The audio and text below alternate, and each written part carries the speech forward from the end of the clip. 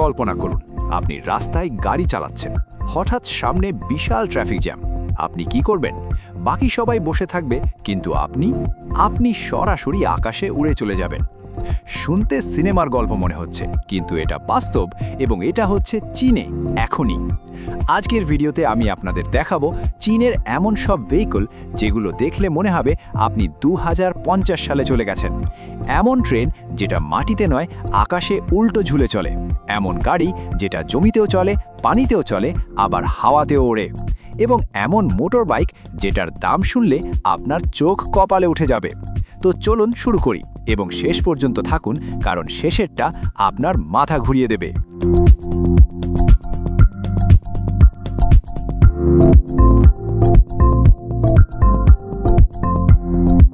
Sky train. Train মানেই কি শুধু মাটির ওপর দিয়ে চলা? চীন বলছে না। চীনে তৈরি হয়েছে স্কাই ট্রেন, যেটা চলে একদম উল্টোভাবে, ব্রিজের নিচে ঝুলে হাওয়ায় ভেসে। দেখলে প্রথমে মনে হবে এর ভেতরে যাত্রীরা কি উল্টো মাথায় বসে থাকে? না, ভেতরে সব একদম স্বাভাবিক। যাত্রীরা সোজা হয়ে বসে, শুধু ট্রেনটাই উল্টো। এই ট্রেনের গতি ঘন্টায় 60 কিলোমিটার।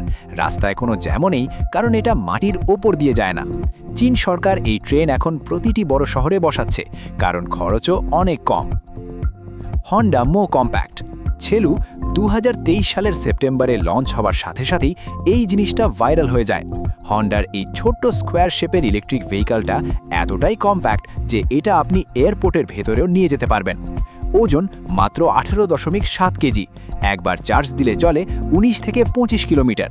সর্বোচ্চ গতি ঘন্টায় 24 কিলোমিটার এবং মাত্র 3.5 ঘন্টায় ফুল চার্জ।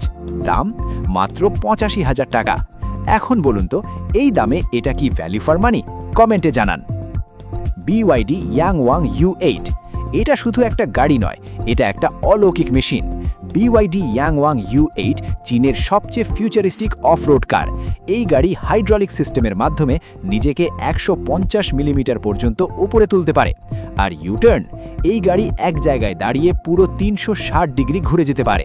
কিন্তু সবচেয়ে চমকের কথা হলো, এই গাড়ি পানিতেও চলে। 1 মিটার গভীর পানিতেও এই গাড়ি সাঁতার কাটতে পারে। পানিতে ঢুকলেই অটোমেটিক সুইমিং মোড চালু হয়, দরজা জানালা লক হয়, এসি চলে। দাম চীনে 8 থেকে 10 লাখ রুপি, বাইরে আনলে কোটি টাকা ছাড়িয়ে যাবে। NIO ET19। এটা দেখলে প্রথমেই মনে হবে এই গাড়ি কোনো সিনেমার সেটে ব্যবহার হয়। NIO ET19 একটি ইলেকট্রিক স্পোর্টস কার, যার সর্বোচ্চ গতি ঘন্টায় 255 কিলোমিটার। এর হাইড্রোলিক সাসপেনশন সিস্টেমটা এতটাই অ্যাডভান্সড যে গাড়ির উপরে বরফ জমলেও গাড়ি নিজেই সেই বরফ ঝেড়ে ফেলতে পারে। ব্রেকার রোডে চললেও ভেতরে রাখা গ্লাসের পানিও একটুও নড়বে না। যারা স্টাইলিশ ভ্রমণ করতে ভালোবাসেন তাদের জন্য এই গাড়ি পারফেক্ট। Drone taxi. ড্রোন না, এয়ারপ্লেন না, এটা দুটোই। চীনের একটি কোম্পানি তৈরি করেছে এই ড্রোন এয়ারপ্লেন হাইব্রিড। শহরের ট্রাফিক জ্যামে আটকে গেলে চিন্তা নেই, এটা সরাসরি ট্যাক্সি হিসেবে আকাশ দিয়ে যাত্রী পরিবহন করে। এতে দুজন বসতে পারেন। 8টি রোটার জোড়া দিয়ে তৈরি। নিজেই নিরাপদে টেক অফ এবং ল্যান্ডিং করতে পারে। পরিবেশ বান্ধব, শব্দ অনেক কম। চীনের সবচেয়ে ব্যস্ত শহরগুলোতে এটা এখন আকাশের ট্যাক্সি হিসেবে ব্যবহার হচ্ছে। মোটরয়েড ইয়ামাহা। এই বাইক আপনাকে চেনে। ইয়ামাহার এই বাইকে আছে ফেস রেকগনিশন। শুধুমাত্র আসল মালিককেই এটা চলতে দেয়। আপনি হেঁটে যান, এই বাইক আপনার পিছু পিছু আসে। হাতের ইশারায় কাছে আনতে পারবেন, দূরে পাঠাতে পারবেন। সেলফ ব্যালেন্সিং সিস্টেম থাকায় এটা কখনো পড়ে না। ক্যামেরা ও মোশন ডিটেক্টর দিয়ে সামনের সবার মুখ চিনতে পারে। মানুষ আর মেশিনের মধ্যে এমন সম্পর্ক, এটাই ভবিষ্যৎ। র্যাপ্টর। 3 চাকার এই অদ্ভুত গাড়িটা দেখলে প্রথমে হাসি আসবে, কিন্তু একটু পরেই আপনি এটার ফ্যান হয়ে যাবেন। র্যাপ্টর জাপানিজ ডিজাইন, চীনে তৈরি। সামনে 2 চাকা, পেছনে একটা। 2 অংশে ভাগ করা যায়, আবার জোড়া লাগানো যায়। 48 ভোল্ট ব্যাটারি, সর্বোচ্চ গতি ঘন্টায় 30 কিলোমিটার। একবার চার্জে 40 কিলোমিটার। সবচেয়ে ভালো কথা, ড্রাইভিং লাইসেন্স লাগে না, যে কোনো গলিতে চালাতে পারবেন। রিডগো ক্যাঙ্গারু। এটার নাম কেন ক্যাঙ্গারু? কারণ দেখলেই বুঝবেন, দেখতে হুবহু ক্যাঙ্গারুর মতো। টোকিও ইউনিভার্সিটিতে তৈরি এই রোবটিক ভেহিকেলে আছে AI। এটা আপনাকে ফলো করে।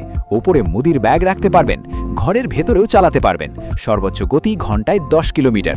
ছোট ছোট জায়গায়, সরু গলিতে এই ভেহিকেল আপনার সেরা সঙ্গী। রোবোট্যাক্সি। ড্রাইভার নেই, স্টিয়ারিং নেই, কিন্তু গাড়ি ঠিকঠাক পৌঁছে দেবে। চীনের রোবো ট্যাক্সি দুদিক থেকেই সমান গতিতে চলতে পারে।